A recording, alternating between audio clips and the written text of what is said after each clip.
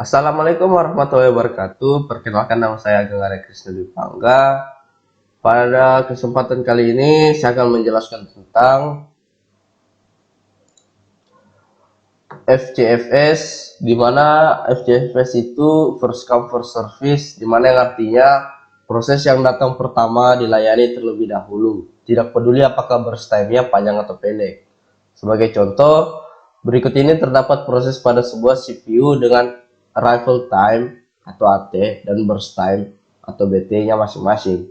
Nah, di sini kita disuruh membuat Gantt chart dan tentukan rata-rata waktu tunggu dengan algoritma FCFS atau first come first service. Oke, kita lanjut.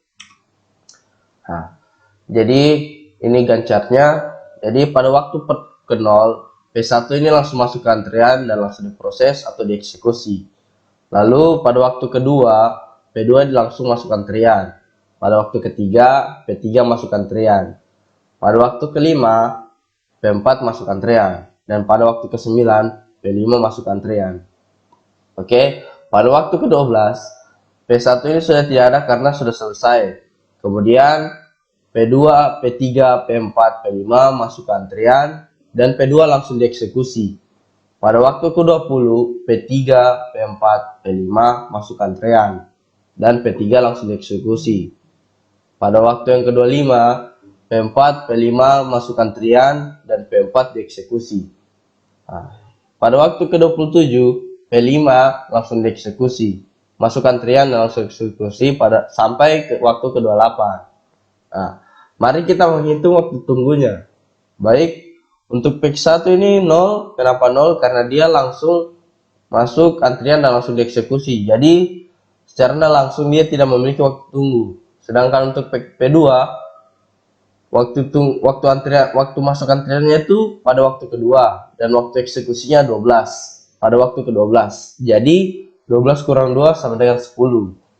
Nah, untuk P3 dia masuk ke antrian pada waktu ketiga dan dieksekusi pada waktu ke-20. Jadi 20 kurang 3 sama dengan 17. Jadi waktu tunggunya 17. P4 masuk antrian pada waktu kelima dan dieksekusi pada waktu ke-25. Jadi 25 kurang 5 sama dengan 20.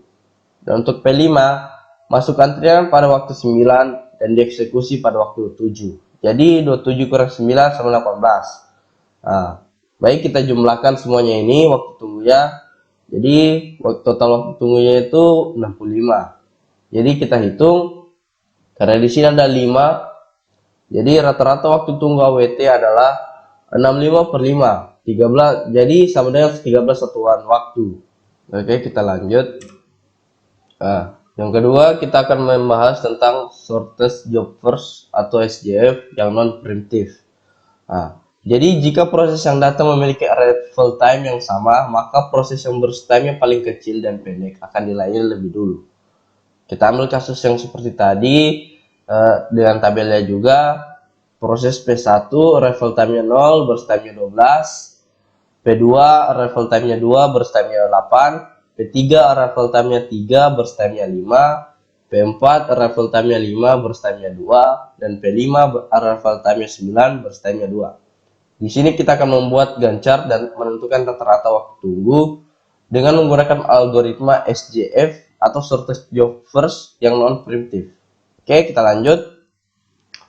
Jadi yang pertama itu pada waktu ke 0, P1 langsung masuk antrian dan langsung dieksekusi. Pada waktu kedua, P2 masuk antrian. Pada waktu ketiga, P3 masuk antrian. Pada waktu kelima, P4 masuk antrian. Pada waktu ke-9, P5 masuk antrian. Nah, pada waktu ke-12, seperti yang dijelaskan tadi, jika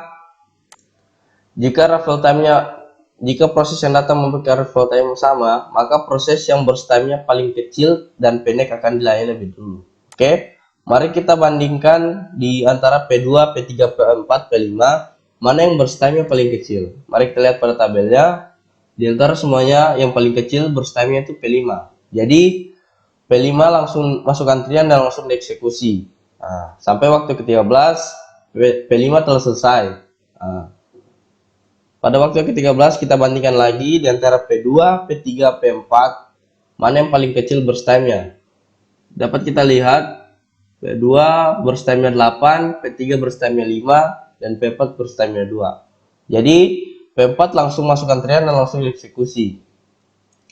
Sampai pada waktu ke-15 dia di antara P2 dan P3 mana berstamina paling kecil, P3 memiliki berstamina 5. Oke, jadi P3 langsung mulai dieksekusi sampai waktu ke-20. Nah, P3 telah selesai, jadi P2 langsung dieksekusi sampai waktu ke-28. Oke, mari kita hitung waktu tunggunya. Jadi P1 langsung pada waktu ke 0 langsung masuk antrian dan langsung dieksekusi. Jadi secara tidak langsung P1 ini tidak memiliki waktu antrian, waktu tunggu. Oke, untuk P2 P2 masuk antrian pada waktu kedua dan dieksekusi pada waktu ke-20. Jadi 20 kurang 2 18. P3 masuk antrian pada waktu ketiga dan dieksekusi pada waktu ke-15. Jadi 15 kurang 3 sama dengan 12. P4 masuk antrian pada waktu kelima dan dieksekusi pada waktu ke-13. Jadi 13 kurang 5 8. P5 masuk antrian pada waktu ke-9 dan dieksekusi pada waktu ke-12. Jadi 12 kurang 9 sama dengan 3. Baik, sekarang kita akan menjumlahkan waktu tunggu dari P1 sampai P5. Jadi ini totalnya 41. Jadi rata-rata waktu tunggu AWT sama dengan 41 dibagi 5 atau per 5 menghasilkan 8,2 satuan waktu. Oke?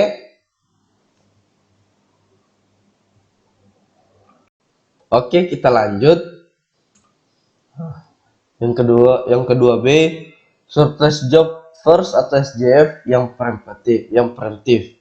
Jadi jika suatu proses sedang dikerjakan, kemudian ada proses lain yang datang di mana burst time-nya lebih kecil dari sisa waktu proses yang sedang dijalankan, maka proses lain akan dikerjakan dulu dan sisa waktu tadi dikembalikan ke ready queue atau RQ. Oke, kita langsung saja. Nah, ini gancarnya. Jadi P1 masuk antrian langsung dieksekusi pada waktu 0 dan pada waktu kedua, pada waktu 2 P1, P2 masuk antrian dan P2 langsung dieksekusi. Kenapa P1 nilai 10? Karena tadi telah dieksekusi dan masuk ke antrian kedua. Jadi 10 kurang 2, 12 kurang 2, 10. Pada waktu ketiga, P2, P3, P1 masuk ke antrian dan P3 dieksekusi. Dan burst time-nya P2 menjadi 7.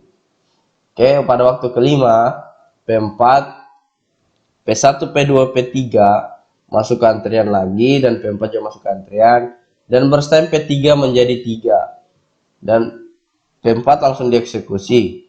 Pada waktu ke-7 P4 sudah selesai prosesnya. Jadi kenapa P3 yang diproses lagi selanjutnya atau dieksekusi? Karena di antara P1, P2, P3 memiliki burst time paling kecil. Kenapa P3 dieksekusi atau diproses di antara P2, P1, P3? Karena P3 memiliki burst time paling kecil. Oke, kita lanjut ke P9. Ke waktu ke-9. Jadi pada waktu ke-9 ini, P5 dan P3 memiliki burst time yang sama, yaitu 1. Jadi, kenapa P3 yang diproses lebih dulu? Karena P3 sudah mengalami proses sebelumnya. Jadi, P3 diproses. Pada waktu ke-10, proses P3 telah selesai dan P2, P1 masuk antrian, P5 masuk antrian, dan lalu P5 langsung diproses. Pada waktu 11 P5 telah selesai proses.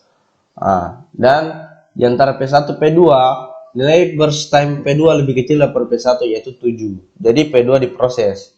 Dan pada waktu 18 P1 diproses. Oke, baik, kita akan menghitung waktu tunggunya. Jadi P1 pertama diproses pada waktu 0 dan diproses kedua kalinya pada waktu kedua dan antri kedua pada waktu kedua dan diproses pada waktu 18. Jadi 18 kurang 2 sama dengan 16. Dan untuk P2 mengantri pada waktu ketiga dan diproses pada waktu ke-11. Jadi 11 kurang 3 sama dengan 8. Dan untuk P3 mengantri pada waktu 5 dan diproses pada waktu 7. Jadi 7 kurang 5 sama dengan 2. Dan untuk P4 diproses pada waktu 5, dan mengantri pada waktu 5. Jadi 5 kurang 5 sama dengan 0. Dan untuk P5 mengantri pada waktu 9 dan dieksekusi atau diproses pada waktu 10. Jadi 10 kurang 9 1. Oke, mari kita jumlahkan waktu tunggu dari P1 sampai 5. Hasilnya itu 27. Jadi 27 dibagi 5. Jadi rata-rata waktu tunggunya 27 dibagi 5 sama dengan 5,4 satuan waktu. Oke. Mungkin itu saja dari saya. Lebih dan kurangnya mohon dimaafkan. Wassalamualaikum warahmatullahi wabarakatuh.